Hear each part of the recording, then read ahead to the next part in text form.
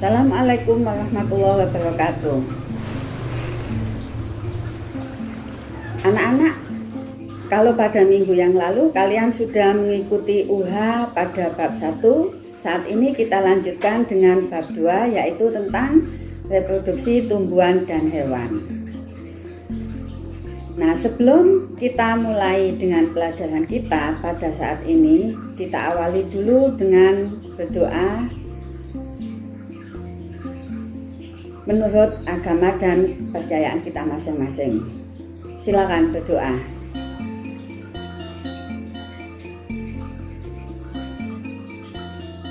Selesai. Nah, anak-anak baik, kita lanjutkan pelajaran kita, yaitu tentang reproduksi tumbuhan dan hewan. Untuk pertemuan kita yang pertama ini, kita mulai dengan reproduksi tumbuhan. Nah, kalau kalian ingat pada kelas 7 tentang ciri-ciri makhluk hidup, satu diantaranya adalah dapat berkembang biak. Nah, nama reproduksi ini adalah kata lain dari berkembang biak. Jadi salah satu ciri makhluk hidup. Kalau kalian perhatikan makhluk hidup yang ada di lingkungan kalian, baik itu hewan maupun tumbuhan, semuanya untuk mempertahankan kelestariannya adalah dibutuhkan kemampuan untuk melakukan reproduksi, mampu beradaptasi, dan lolos dari seleksi alam. Nah, yang kita bahas kali ini adalah yang reproduksi. Jadi reproduksi itu adalah salah satu ciri makhluk hidup yang diperlukan untuk menjaga kelangsungan hidup dan mencegah terjadinya kepunahan.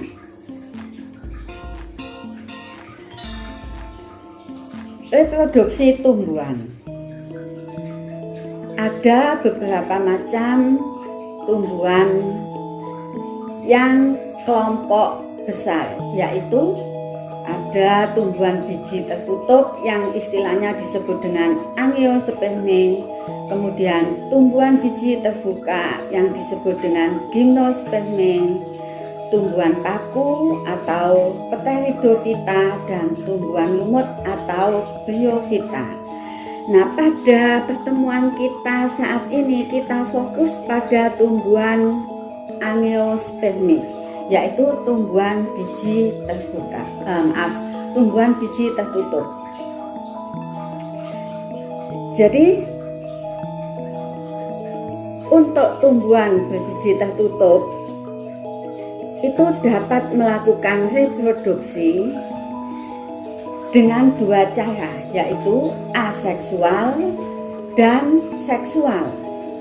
Aseksual itu biasanya disebut dengan vegetatif, sedangkan yang seksual disebut dengan generatif.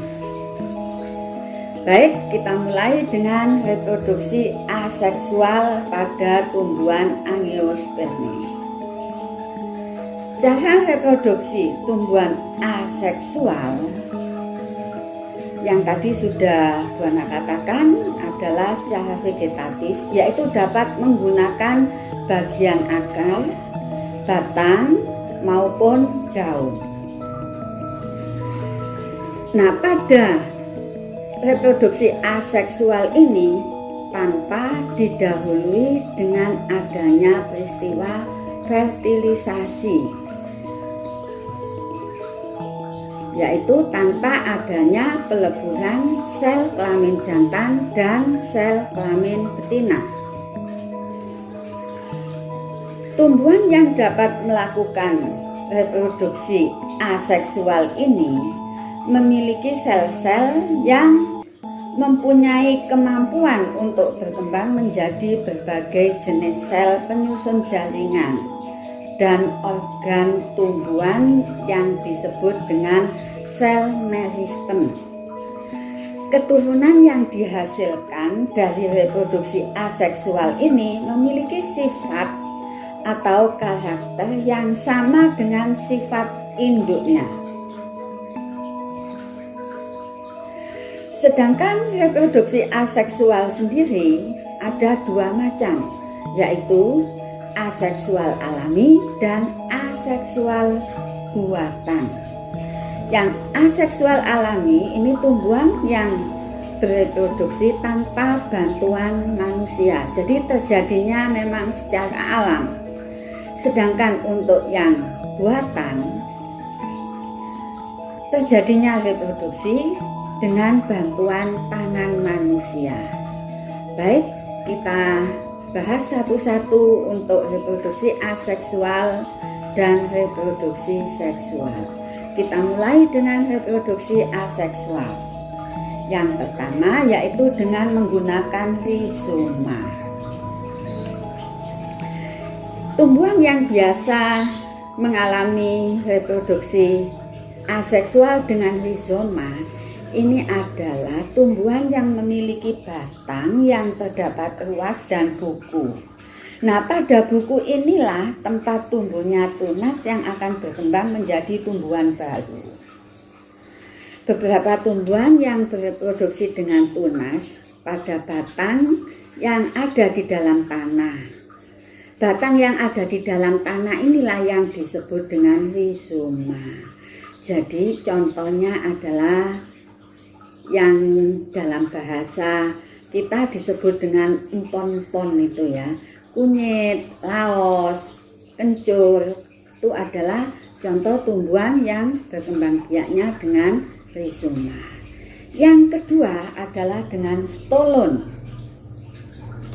Batang tumbuhan yang menjalar di atas tanah, ini yang disebut dengan stolon. Yang mengenai tanah ini dapat tumbuh tunas. Nah, tunas ini apabila dipisah dari tanam induknya, maka akan mampu menjadi tumbuhan baru. Yang ketiga adalah dengan umbi lapis. Contohnya adalah tanaman brambang. Ya. Tanaman ini mempunyai umbi lapis yang memperlihatkan susunannya berlapis-lapis dan berdaging. Batangnya berupa bagian yang kecil. Pada bagian bawah umbi lapis ini disebut dengan cakram.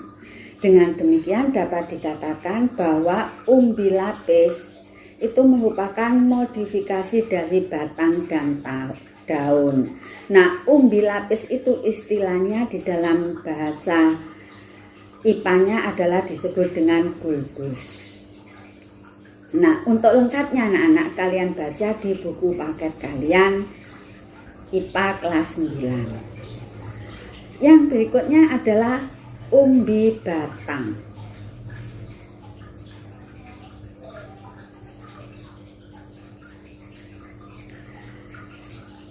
Pada kondisi yang sesuai untuk pertumbuhannya, dari mata tunas ini akan terbentuk tunas dan menghasilkan tumbuhan baru. Contohnya adalah kentang. Kemudian yang kelima adalah kuncup adventif daun. Jadi pada tanaman ini daunnya yang jatuh ke tanah bisa tumbuh tunas-tunas baru. Contohnya adalah pada tanaman cocor bebek. Nah, itulah anak-anak tentang reproduksi aseksual alami. Baik, sekarang kita lanjutkan dengan reproduksi aseksual buatan, yaitu yang dengan bantuan tangan manusia. Yang pertama adalah cangkok. Cangkok ini sudah tidak asing lagi bagi kita, yaitu umumnya untuk tanaman mangga itu bisa dilakukan dengan cangkok. Cangkok dapat dilakukan dengan mengelupas kulit suatu tangkai tanaman yang berkayu, contohnya tadi mangga itu ya. Kemudian dibalut dengan tanah dan dibungkus dengan sabut kelapa, sehingga pada waktu tertentu akan tumbuh akar. Apabila sudah banyak akar yang tumbuh, kita potong, kita tanam, jadilah tumbuhan baru. Cara yang kedua adalah dengan merunduk, yaitu dapat dilakukan dengan membenamkan tangkai tanaman ke tanah sehingga bagian yang tertanam dalam tanah tumbuh akar. Nah, jika akarnya sudah tumbuh, tanaman ini kita potong, kita tanam, jadilah individu baru. Contohnya ini dapat kita lakukan pada bunga alamanda. Kemudian cara yang ketiga, aseksual buatan adalah dengan menyambung atau mengenten. Nah anak-anak, kalau kita makan mangga, bijinya kita buang, maka pada saat tertentu biji itu akan tumbuh menjadi tanaman. Akan tetapi kita tidak tahu bagaimana biji itu tadi nanti tumbuhnya manis ataukah tidak, samakah dengan yang biji buah yang kita makan. Nah, supaya hasilnya bagus, maka kita dapat melakukan dengan menyambung atau mengenten. Caranya yaitu dengan memotong batang tanaman yang bagus, kemudian kita sambungkan pada tanaman yang berasal dari biji tadi, diikat, ditunggu beberapa hari kemudian, maka ikatan itu akan menyambung jadi satu. Nah, itu adalah yang disebut mengenten. Individu yang ditimbulkan ini, individu baru yang dihasilkan dari mengenten ini, hasilnya akan sama dengan tanaman yang disambungkan yang bagian atas tadi. Jadi kalau mangganya manis, daging buahnya tebal, bijinya kecil, itu akan sama seperti itu. Kemudian cara yang lain adalah dengan menempel atau okulasi. Menempel atau okulasi ini dapat dilakukan dengan menempelkan mata tunas yang ada pada kulit tanaman pada tanaman lain yang sejenis. Jadi kalau mangga ya dengan mangga, tidak bisa mangga dengan jambu. Jika kita mempunyai mangga yang kecut, kita ingin secepatnya mempunyai mangga yang buahnya manis, maka kita dapat mengambil mata tunas dari tanaman mangga yang manis tadi. Kita ambil tanaman mangga yang kecut, yang buahnya kecut tadi, kita sayat kulitnya sedikit, kemudian kita tempelkan tunas mangga baru yang manis tadi, kita ikat di situ. Maka di situ akan tumbuh dan nantinya jika berbuah maka buahnya akan menjadi manis. Cara yang lainnya adalah dengan stek. Nah, ini yang umum dilakukan adalah pada pohon singkong. Untuk menanam pohon singkong dengan menyetek batangnya kemudian ditancapkan ke tanah. Maka beberapa hari kemudian singkong yang ditancapkan tadi akan tumbuh menjadi tanaman baru.